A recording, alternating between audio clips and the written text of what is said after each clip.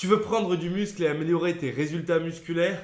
Tu prends de la protéine en poudre, whey, caséine ou autre, est-ce utile? Faut-il prendre un shaker de protéines après son entraînement?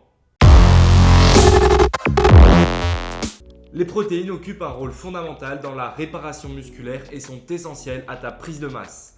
Est-ce qu'il faut absolument prendre un shaker avant ou après son entraînement? Quand le prendre et comment pour un max de gains musculaires?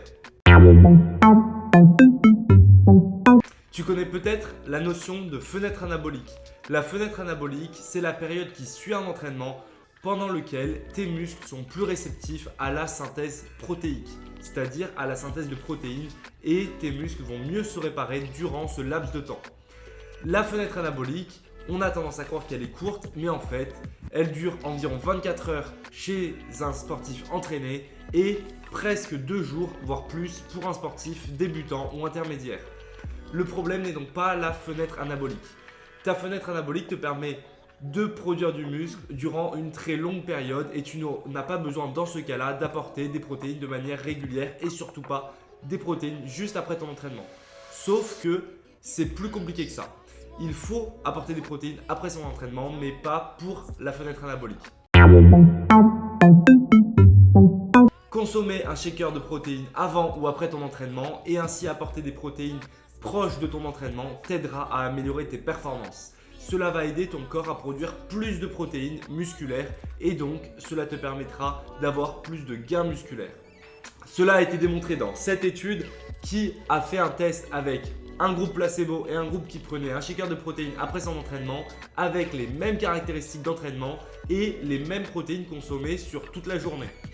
Le groupe qui a pris le shaker de protéines a eu des résultats musculaires bien plus importants que l'autre groupe, ce qui démontre bien l'intérêt de consommer des protéines après son entraînement.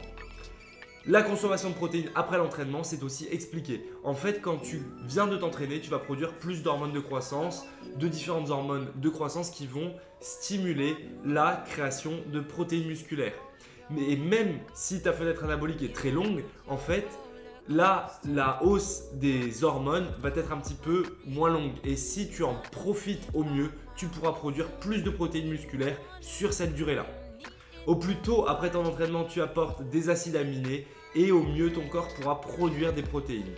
Ne te jette pas sur ton shaker à la fin de ton entraînement. Tu peux bien attendre 30 minutes à 1 heure. Cela sera amplement suffisant pour optimiser tes gains musculaires. Pour ce qui est du timing du shaker, alors là c'est un petit peu plus compliqué, les résultats sont assez mitigés et il n'y aurait pas vraiment de différence entre consommer un shaker avant ou après son entraînement. Si tu n'as pas mangé depuis longtemps, que tu as un petit peu faim avant ta séance, ça peut être pas mal de le consommer avant, mais si tu as eu un repas récent et que tu ne te sens pas faible, que tu te sens prêt à attaquer ta séance à fond, alors consomme-le après. Ça te permettra d'avoir les protéines nécessaires pour avoir de super gains. J'espère que cette vidéo t'aidera à faire les bons choix, à mieux t'entraîner et à mieux t'alimenter pour plus de résultats. Pense à mettre un j'aime sur la vidéo, pense à t'abonner, partage la vidéo. Allez, force!